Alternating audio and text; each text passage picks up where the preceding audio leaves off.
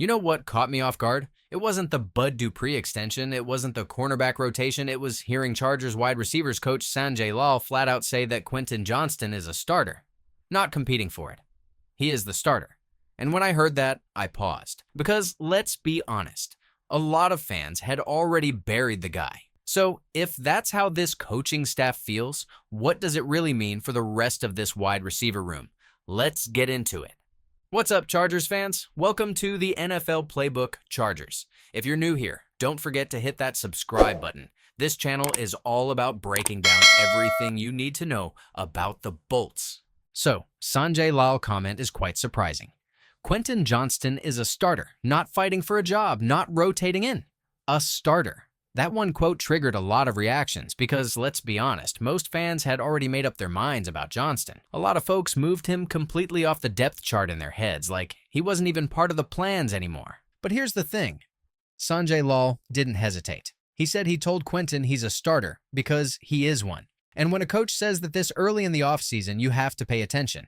Now, does that mean Johnston is locked into 18 or 19 games as WR2? Not necessarily, but it tells you the coaching staff hasn't lost faith in him. Far from it. In fact, Lal doubled down on that. He said the only expectation for Quentin this year is that he keeps ascending. He didn't put a cap on it, didn't say he's a role player, just said, keep getting better. And that tells you a lot. They believe in his work ethic. They like how he's wired. They think he fits the mentality this new staff wants. Maybe his on-field performance hasn't always matched that yet, but they're still clearly optimistic. And look, if you've been paying attention, this isn't really a surprise. Reporters covering the team have already said he's been involved with the first team. He's right there in that top trio with McConkey and Trey Harris. And that brings me to the bigger picture. This wide receiver room is a jigsaw puzzle that's still being sorted out. You've got McConkey, who's probably WR1 by snap count. The staff loves him, and frankly, I do too. He's smart, he's crisp, and he doesn't need to be pigeonholed into the slot guy stereotype. He's going to be all over the field. Then you've got Trey Harris, who's already making waves. The coaching staff sees him as a potential complete receiver, not just a jump ball guy, not just a depth piece, someone who can eventually be on the field in every situation. That's a huge endorsement, especially for a rookie. And then there's Mike Williams. This is where it gets tricky.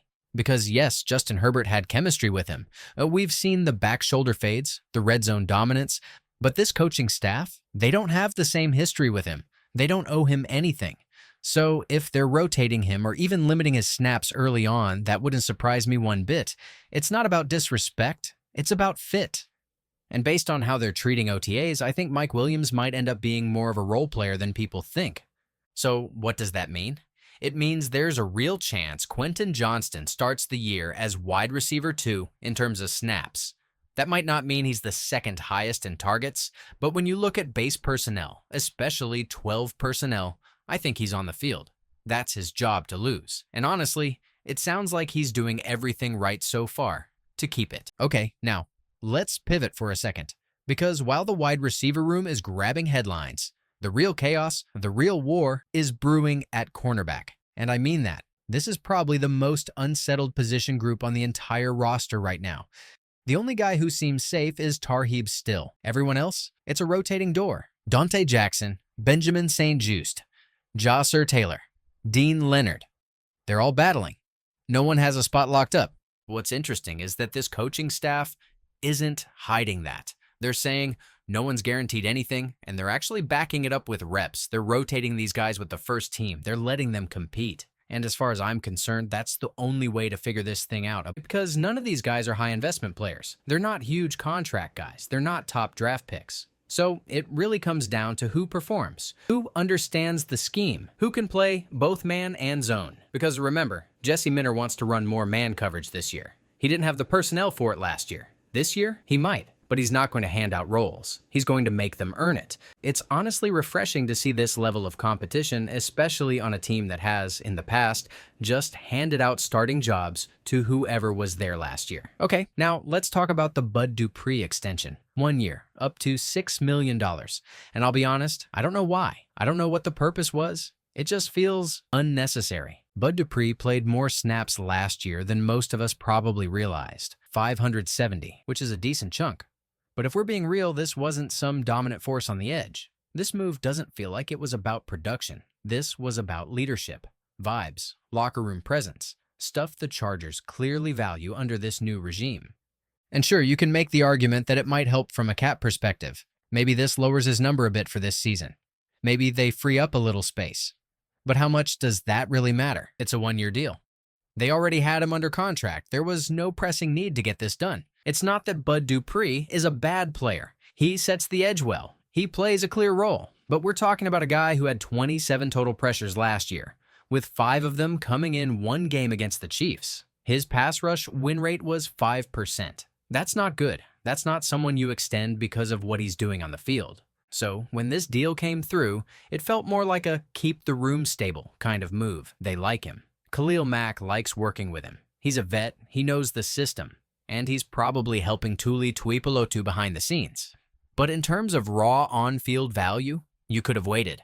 Or even just replaced that production with someone off the street next year. Now, let's zoom out a bit, because there's another layer to all of this. How the Chargers are thinking about roster structure. And I'll be honest, this is where things get messy. You've got 6, maybe 7 receivers who could make a case to stick on the 53. You've got 4 tight ends that the team seems committed to, a fullback, 5 safeties, 5 or 6 corners. That's a lot of bodies for 53 spots. Now, let's not ignore the offensive line talk, because yeah, everyone's trying to stay positive, but it's a weird situation. Bradley Bozeman at left guard, Zion Johnson at center. Look, I don't hate experimenting, but if this is your fix for interior line play, I have questions.